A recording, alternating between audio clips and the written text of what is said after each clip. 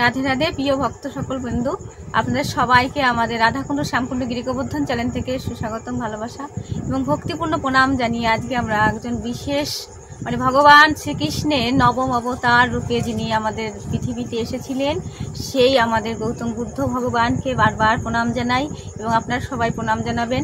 তিনি আমাদের ভগবান শ্রীকৃষ্ণের অবতার রূপে আমাদের গৌতম বুদ্ধ রূপে এসেছিলেন, তাই না? তাই ভগবান নানানভাবে এসেছেন এবং আমাদের নানানভাবে শিক্ষা দিয়ে গেছেন, কিন্তু আমরা ভুলে গেছি, তাই না? তো গৌতম বুদ্ধের মাথায় যে শামুকের মুকুট পরিধান করে আছেন তার রহস্য নিয়ে আজকে আমাদের ভিডিও। আপনারা অবশ্যই সাথে থাকবেন এবং আমাদের পাশে থাকবেন এবং আমার ছোট বড় ভিডিওতে দর্শন ও শ্রবণ করতে থাকবেন। আপনাদের সাথে আমার সমস্ত সময় ভালোবাসার হাত আছে, আপনারা বাড়িয়ে দিয়েছেন এবং আপনাদের কাছে আমি কৃতজ্ঞ, বারবার বলছি। তো আজকে আমরা বলবো যে ভগবান শ্রীকৃষ্ণের নবম অবতার বুদ্ধদেবের সেই মাথায় যে শামুকের মুকুট পরিধান করেছিল সেটা নিয়েই আমরা আজকে আলোচনা করছি, অবশ্যই শ্রবণ করবেন। ভগবান তিনি আমাদের সত্যি, আমরা ইতিহাসে পড়েছি তার অষ্টাঙ্গ মার্গ এতটাই তার ভালো লাগে। আমরা ছোটবেলা থেকে শুনেছি ভালো কাজ করবে, সৎ কার্য, সৎ আলাপন করবে, সৎ প্রচেষ্টা করবে, সমস্ত কিছু তিনি সৎ আমাদের দেখিয়েছে, তাই না? সেখানে সে গৌতম বুদ্ধ তিনি যখন সংসার থেকে বেরিয়ে বোধি ভজন করতে গেলেন, তাই না? যে বৃক্ষের নিচে তিনি বোধি ভজন করছিলেন, তখন তিনি নানানভাবে নানান জায়গায় ঘুরে ঘুরে দেখেছেন মানুষের বা পশু পাখির সমস্ত ভাষাকে তিনি খুঁজতে চেয়েছেন, বুঝতে চেয়েছেন। এতটা সহজ নয়, তিনি তো ভগবানের অবতার রূপে এসেছেন। আমরা তাই জানি যে ভগবানের 10ম অবতারের মধ্যে 9 নম্বর অবতার হচ্ছে আমাদের বুদ্ধদেব। তার চেহারা কি, তার মাধুর্য কি ছিল, তার ভাবধারা কি ছিল, তার শিক্ষা প্রদানের ভাব ছিল কি, তিনি এতটাই শান্ত প্রকৃতির ছিল মা। তাই তিনি তো পৃথিবীতে অমর হয়ে আছে, ইতিহাস তাকে জলজল করে চিনছেন, তাই না? কিন্তু আমরা ভুলে গেছি। কিন্তু ভগবান কখনো আমাদের থেকে যেটা পায় আর কি, পশু থেকে পাক, পোকা থেকে পাক, শামুক থেকে পাক। তাই যখন তিনি বোধি ভজন করছিলেন যে গাছটির নিচে বসে, তখন তিনি স্থিরভাবে ভজন করতে হয়, তাই না? চোখ বন্ধ করে দিয়ে দিনের পর দিন, রাতের পর রাত কেটে যাবে, কিন্তু তার ভজন শেষ হবে না, তাই তো?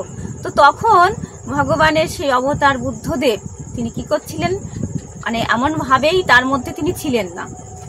তো যখন বোধি ভোজনটা করছিলেন তখন 1টি করে, 2টি করে, 3টি করে, 4টি করে এইভাবে 108টি শামুক আমার ভগবানের মাথার উপরে বিরাজ করেছিল, আশ্রয় প্রদান করেছিল, আশ্রয় নিয়েছিল আর কি। তারা ভেবেছিল ইনি একটা স্থির মানুষ তাকে ভেবেছে, বা মানুষ হলে তো চলতো। তো তারা এতটাই শান্ত প্রকৃতির জিনিস বা মানুষ পেয়েছে, তার মনের মধ্যে শামুকেরও একটা হয় না, তারাও কিন্তু বোঝে সচল আর অচল। তো তিনি তো সেই শামুকগুলো একটা যাচ্ছিল যে থাকলো, তারপরে কি শামুককে অনুসরণ করে কিন্তু আর একটা শামুক যাচ্ছিল। এই যেতে যেতে যেতে যেতে যেতে 108টা শামুক সেখানে সুন্দর করে বসে থাকলো। এবার কি হলো, তখন ভগবান দেখো কেন মাথায় শামুকের মুকুট পরিধান করে। ভগবান সমস্ত কিছুর কারণ তো তিনি আমাদের শান্তি, তিনি আমাদের মুক্তি, তিনি আমাদের ভক্তি, তিনিই তো সর্বোপরি। তাই তো তিনি আমাদের এত শিক্ষা দিয়ে গেছেন। আমাদের অন্য ধর্মে আমরা যা বুদ্ধ ধর্ম গ্রহণ করিনি, কিন্তু আমাদের ভগবান তো তিনি ছিলেন, তাই না? বৌদ্ধ ধর্ম আমরা গ্রহণ করিনি, কিন্তু আমরা সব ধর্মকে সম্মান জানাতে হবে। ভগবান বলেছে সব ধর্মকে, ইসলাম, খ্রিস্টান, বৌদ্ধ, জৈন সমস্ত কিছুকে আমাদের সম্মান জানাতে হবে। সব ধর্মেই গোবিন্দ বিরাজ করেন, এটা আমাদের জানতে হবে মা। তাহলে গৌতম বুদ্ধ কি করলেন, যখন তার বোধি ভোজন শেষ হলো তিনি দেখলেন এ কি, আমার মাথায় এটা কি? তার আমি যে এতদিন ধরে তপস্যা করেছি, কত ঝড়, কত ঝঞ্ঝা, কত বিদ্যুৎ চমকিয়েছে, কত বৃষ্টিতে আমি ভিজে গেছি, কিন্তু আমাকে তো আমি কোনো কিছুই অনুভব করিনি। এরা কি এটা কত শামুক রূপে জন্মগ্রহণ করেছে, তারা আমাকে এতটাই সাপোর্ট করেছে, এরা এতটাই আমাকে কি বলবো, আমাকে সুরক্ষা প্রদান করেছে। তো আমার কি করা উচিত? এদেরকে ফেলে দেবো আমি? না। কিন্তু এরা কি হলো, মাথায় হাত দিয়ে দেখলো প্রত্যেকটি প্রাণী মারা গেছে। তারা কেমন করে মারা গেছে? ভগবানকে নিজেকে সেবা দিয়েছে।